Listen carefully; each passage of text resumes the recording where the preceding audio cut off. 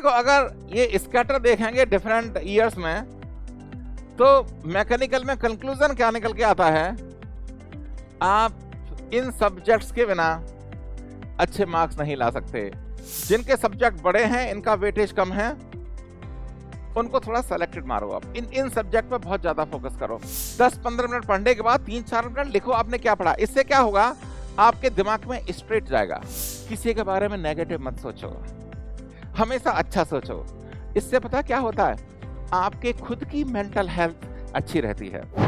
Hello dear students, इस topic को देख के आज कुछ लोग तो चौंक गए होंगे कि हाउ टू गेट 60+ मार्क्स। अभी सिर्फ 3 महीने बाकी हैं एग्जाम में, दिसंबर, जनवरी, फरवरी, एग्जैक्टली 3 महीने बाकी हैं। और मैं कहूँगा कि भाई मैकेनिकल में 60+ मार्क्स ऐसे आ सकते हैं, लोग मजाक समझेंगे, पर ये मजाक नहीं है। देखो बच्चों, आपका सिलेबस हो चुका है या होने वाला है। लाइक पीडब्ल्यू के एक बैच में मैं सब्जेक्ट खत्म कर रहा हूँ, तो उसके साथ पूरा बैच ही खत्म हो रहा है। चलिए वो तो जहां भी पढ़ रहे हैं, जैसी भी जगह पढ़ रहे हैं आप, और खुद अपनी सेल्फ स्टडी कर रहे हैं, आपका सिलेबस खत्म होने वाला होगा। तो एक बार तो आपने सारा सिलेबस पढ़ा हुआ है, तो अगर किसी सब्जेक्ट जिसमें आप बिल्कुल कॉन्फिडेंट नहीं है, अगर इजी क्वेश्चन आएगा 1 नंबर का, उसे तो वैसे ही हिट कर देंगे आप। तो मैं आपको इस छोटे से वीडियो में ये बताना चाहता हूं कि अगर इस तरह चीजों को फॉलो करेंगे मैकेनिकल में, तो you can get 60+ marks even in 3 month. पर ये वीडियो कब वैलिड है, जब आपने सिलेबस को एक बार कर रखा है। अगर आप सेलेक्टेड मारना चाहते हैं, फिर भी आप 45+ ला सकते हैं। अगर सेलेक्ट अभी कुछ नहीं पढ़ा आपने, तो ये सेलेक्टेड टॉपिक पढ़ो, फिर भी 45+ आ जाएगा किसी भी हालत में। पर जिन्होंने एक बार पूरा पढ़ा हुआ है, 60+ इज गारंटी। तो चलो देखते हैं, ये वाली स्टैटिस्टिक्स आपको हर कोई पढ़ाता है, जितने सारे वीडियो भरे पड़े हैं कि कितना मार्क्स का डिवीजन है, और मैकेनिकल में सब्जेक्ट वाइज क्या क्या डिवीजन है, सब जानते हैं आप। मैथमेटिक्स और इन मैन्युफैक्चरिंग इंजीनियरिंग और प्रोडक्शन इंजीनियरिंग, इसका वेटेज बहुत ज्यादा होता है, और हम चाहते हैं कि भाई इसके बिना अच्छी रैंक आ ही नहीं सकती। पर देखो अगर ये स्कैटर देखेंगे डिफरेंट ईयर्स में, तो मैकेनिकल में कंक्लूजन क्या निकल के आता है, आप इन सब्जेक्ट्स के बिना अच्छे मार्क्स नहीं ला सकते। जैसे मैंने एक वीडियो बनाया था बहुत पहले, हाउ टू गेट 70+ मार्क्स, उसमें एक अलग फ्लो में लेके गया था उस लेक्चर को। नाउ 3 महीने में 60+ मार्क्स। तो आपको एक बार तो पढ़ लिया है आपने, अब now you do select study. देखो ऐसा है, इंजीनियरिंग मैथमेटिक्स का बहुत ज्यादा वेटेज है, और अगर आपने 12th क्लास ठीक से की है, इंजीनियरिंग मैथमेटिक्स बहुत इजी है। जो मैथमेटिक्स गेट में आता है वो बहुत ही इजी है। हाँ, कुछ डिप्लोमा वाले बच्चे हैं, उनको थोड़ा स्ट्रगल होता है, क्योंकि उन्होंने कुछ नहीं पढ़ा होता। पर जिसने बीटेक किया हुआ है और 10+2 ठीक से की है, mathematics is very easy, you can not स्पेक मैथमेटिक्स।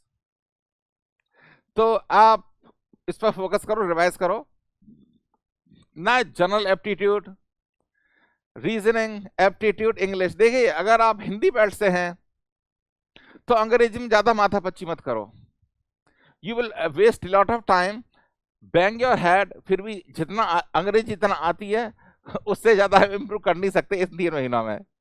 तो अंग्रेजी पे ज्यादा फोकस मत करना। हाँ, रीजनिंग एप्टीट्यूड थोड़ा देखो, जो जिस भी टीचर ने पढ़ाया आपको।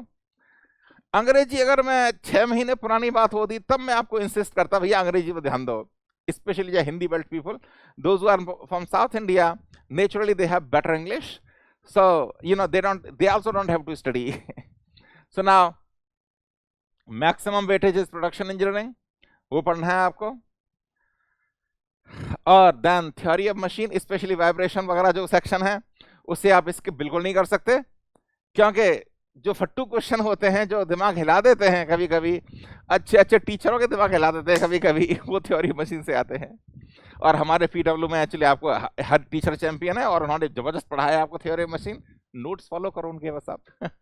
Strength of materials, strength of materials एक ऐसा सब्जेक्ट है, बहुत इंटरेस्टिंग सब्जेक्ट है, और हमारे एस फैकल्टी है यहाँ पे पीडब्ल्यू में, उन्होंने जबरदस्त पढ़ाया हुआ है, उनके नोट्स फॉलो करो। और इसे प्लीज स्किप मत करना। अगर आपको एक थ्रेड है उसे करते चलो तो आप बिल्कुल इसी तरह समझ में आ जाएगा। और बच्चों ने मेरे को खुद बताया कि सर यहाँ पर जिस तरह से हुआ है SOM, इट्स रियली अमेजिंग, हमने कहीं नहीं पढ़ा। तो आप टॉम को देखिए, सॉम को देखिए। स्पेशली फ्लूइड मैकेनिक्स में कुछ सेक्शंस ऐसे हैं आप उन्हें स्किप नहीं कर सकते, इसलिए मैंने बताया कैटेगरी नाम क्या दिया, कैटेगरी ए सब्जेक्ट, इनको आप छोड़ ही नहीं सकते ठीक है ना। फ्लूइड मैकेनिक्स, फायर फ्लो वगैरह जो होता है जैसे उसे फोकस करो। थर्मोडायनामिक्स, थर्मोडायनामिक्स एक ऐसा सब्जेक्ट है बिना उसमें बहुत फंडामेंटल क्वेश्चन आते हैं और हर एग्जाम में इससे बहुत अच्छे क्वेश्चन आते हैं। थर्मोडायनामिक्स आप छोड़ नहीं सकते। Then heat transfer, mass transfer नहीं, हीट ट्रांसफर। स्पेशली मैंने कभी कभी देखा है गेट में रेडिएशन के बहुत सारे क्वेश्चन आ गए, ठीक है ना। कन्वेक्शन, तो इसमें ऑफकोर्स सिलेबस थोड़ा सा बड़ा है पर इसे शॉर्ट में मारो इसे ना। बाकी सब्जेक्ट जो बचे हुए हैं जैसे इंडस्ट्रियल इंजीनियरिंग है, बहुत बड़ा सब्जेक्ट है। इसमें से जब मैंने पढ़ाया था तभी मैंने बता दिया था कि देखो इससे 2 नंबर का क्वेश्चन आने वाला है, तो उसी फ्लो में प्रिपेयर करो। तो जिनके सब्जेक्ट बड़े हैं इनका वेटेज कम है, उनको थोड़ा सेलेक्टेड मारो आप। इन सब्जेक्ट पर बहुत ज्यादा फोकस करो। और मैं आपको क्या इंसिस्ट करूंगा कि जो कैटेगरी एक जो मैंने किया है उसके बाद में जो सब्जेक्ट बचे हुए हैं उसमें हमारे टीचर्स ने जरूर बताया होगा कि इन सेक्शंस पर फोकस करो। इसमें से क्वेश्चन जरूर, because teacher is a experience person. Last year नहीं आया, लास्ट टू लास्ट नहीं आ रहा, उसकी इक्वेशन की वजह से टीचर ने बता दिया क्लास में भैया इसमें से 2 नंबर टपकने वाला है। जैसे मैंने बता दिया प्रोडक्शन में रोलिंग का 2 नंबर आने वाला है तो आने वाला है, तो ऐसे ही हर टीचर बताता होगा। क्योंकि देखो ये इंडस्ट्रियल इंजीनियरिंग और OR जो है इतना कहना चाहिए लेंथी सब्जेक्ट है। अभी अगर शुरुआत भी करेंगे आप तो कहीं के नहीं रहेंगे, 40-50 घंटे चले जाएंगे। अगर आपने पहले पढ़ा हुआ है तो उन सेलेक्टेड चीजों को मारो जो टीचर ने बताया हुआ है। Now develop problem solving skill in this category B में जो बचे हुए सब्जेक्ट डिजाइन हो गया आपका, और इतने सारे सब्जेक्ट को छोटे छोटे सब्जेक्ट बचे हुए हैं उसके शॉर्ट नोट फॉलो करो और इनको थोड़ा लॉन्ग फॉलो करो। यानी डेवलप प्रॉब्लम सॉल्विंग स्किल। ये प्रॉब्लम सॉल्विंग स्किल कैसे डेवलप होगी, जैसे हर टीचर ने बताया हुआ है। पॉइंट नंबर 1 क्या, short note. Number 2 error notes. Short note error note को देखो, हमारे DPP सॉल्व करो, वर्कबुक सॉल्व करो, PYQ करो। प्रॉब्लम सॉल्विंग स्किल ऐसे डेवलप होगी आपकी, ठीक है ना। DPP डेली प्रैक्टिस प्रॉब्लम जो हमने दे रखी है वो बहुत अच्छी प्रॉब्लम है। PYQ कुछ PYQ देखो, ऐसा नहीं कि 30 साल के PYQ लेके बैठ जाएं, उसको कोई फायदा नहीं है क्योंकि सिलेबस भी चेंज हो चुका है काफी बार। तो रीसेंट 10 इयर्स के PYQ देखो जो हमारी बुक है। देन वर्कबुक है, क्लास में जो प्रॉब्लम डिस्कस की हुई है। कुछ प्रॉब्लम जैसे मैं बता दूं, प्रोडक्शन में मैंने जो स्प्रिंग बैक की प्रॉब्लम की है उसे कम से कम हर हफ्ते देखो एक बार, क्या उससे कनेक्टेड बहुत सारी प्रॉब्लम है, इसलिए हर सब्जेक्ट की ऐसी की प्रॉब्लम देखो जो फ्रीक्वेंटली रिपीट होती हैं, तो ऐसे प्रॉब्लम सॉल्विंग स्किल डेवलप होगी। Then parallel revision daily. आप ऐसा कभी मत करना कि एक सब्जेक्ट ले लिया और 8 घंटे उसी पर लगे रहे, ऐसा नहीं। अब ये टाइम आ गया है कम से कम 3 सब्जेक्ट की पैरेलल स्टडी करो। शेड्यूल बनाओ, morning, afternoon, evening. Of course evening थोड़ा जल्दी सोना चाहिए, सुबह जल्दी उठना चाहिए क्योंकि सुबह दिमाग में ज्यादा घुसता है। तो 3 सब्जेक्ट लेटर से 3-3 घंटे, सुबह 3 घंटे, आफ्टरनून 3 घंटे, इवनिंग 3 घंटे, उसका शेड्यूल बना लो। 3 पैरेलल सब्जेक्ट का रिवीजन करो। रिवीजन स्ट्रेटेजी वही रहेगी, क्लास नोट्स, शॉर्ट नोट। और देखो एक का ध्यान रखना, जैसे मैंने बच्चों को देखा है किताब लेके बैठे रहेंगे घंटों तक, कुछ लिखेंगे नहीं, ऐसी स्टडी से कोई फायदा नहीं है। आप 10 मिनट पढ़ो, उसके बाद जो आपके नोट्स हैं उसको उल्टा करो, रफ पे लिखने की कोशिश करो कि आपने क्या ग्रैस्प किया।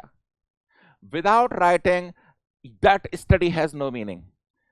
10-15 मिनट पढ़ने के बाद 3-4 मिनट लिखो आपने क्या पढ़ा, इससे क्या होगा आपके दिमाग में स्ट्रेट जाएगा। तो parallel revision study, but revision also is a process of writing. इसलिए मैं क्लास में कुछ डिक्टेट करता हूं, क्यों? इससे दिमाग में घुसता है। सिंपली रीडिंग करने से कोई फायदा नहीं है, कलयुग है, दिमाग हमारा बहुत वीक है, मंदस्य मंद प्रज्ञस्य, हमारा दिमाग थोड़ा ढीला है। इसके लिए लिखने से परमानेंट मेमोरी में जाएगा। Mental health management, mental health management कैसे होता है? जैसे मैं क्लास में एक बैच है, उसमें 2 महीने से पढ़ा रहा हूँ, पहले इंडस्ट्रियल पढ़ाया, फिर मटेरियल साइंस प्रोडक्शन 1.5 महीने से पढ़ा रहा हूँ, खत्म करने वाला हूँ अभी मैं। तो नंबर 1, जिस भी रिलीजन को फॉलो करते हो, मॉर्निंग में 15 मिनट भजन करो। अगर आप मुस्लिम है तो नमाज अदा करो, सिख हैं तो गुरुद्वारे जाओ, क्रिश्चियन है तो चर्च, कुछ तो करो 15 मिनट। किसी के बारे में नेगेटिव मत सोचो, हमेशा अच्छा सोचो। इससे पता क्या होता है? आपके खुद की मेंटल हेल्थ अच्छी रहती है। अगर आप किसी के बारे में गलत सोच रहे हैं, उसका नुकसान नहीं हो रहा, आपका खुद का नुकसान हो रहा है, आपकी मेंटल हेल्थ डिटोरिएट हो रही है। इसलिए ये दो तीन चीजें करो, इससे आप स्टेबल रहेंगे और आपकी ग्रास्पिंग पावर ज्यादा रहेगी। Then time management. Time management कैसे करेंगे हम? शेड्यूल बना के। पर आप देखेंगे जब आप शेड्यूल बनाया, नेक्स्ट दिन उसे फॉलो नहीं कर पा रहे। पर you have to be little bit strict with yourself. Now सिर्फ 3 महीने बाकी हैं, जो शेड्यूल बनाया है उस पर स्टिक रहो। And the last not the least, कोई भी दिक्कत हो, पीडब्ल्यू में हमारे हर सब्जेक्ट के टेलीग्राम ग्रुप बने हुए हैं, हर टीचर के। मेरा है, स्वदेश सर का टेलीग्राम चैनल बना हुआ है। अगर प्रोडक्शन, इंडस्ट्रियल, मटेरियल साइंस में कोई भी दिक्कत हो उसमें डालो, हर टीचर प्रॉम्प्टली रेस्पॉन्ड करता है। और ये टेलीग्राम चैनल का स्पेशली व्हेन, देखिए 10 नवंबर के बाद मेरी क्लास नहीं है, उसके बाद मैं crash course, I mean the जो फास्ट ट्रैक कोर्स और सुपर 1500 में पढ़ाऊंगा मैं, तो मेरे पास बहुत टाइम होगा। तो टेलीग्राम चैनल में जिस भी टीचर को हो, जैसे स्ट्रेंथ ऑफ मटेरियल्स का, थ्योरी ऑफ मशीन का, थर्मोडायनामिक्स का, तो हर किसी के टेलीग्राम चैनल से जुड़ जाइए, जो दिक्कत हो और उसमें डालिए टीचर रेस्पॉन्स। ऐसा सारी टीम द्रोणा के टीचर आपके साथ हैं, और अगर इसे फॉलो करेंगे, I hope you will be successful and definitely you will get 60+ good marks. So all the best. Entire team Drona is with you, all students. Wish you good luck. Thank you very much.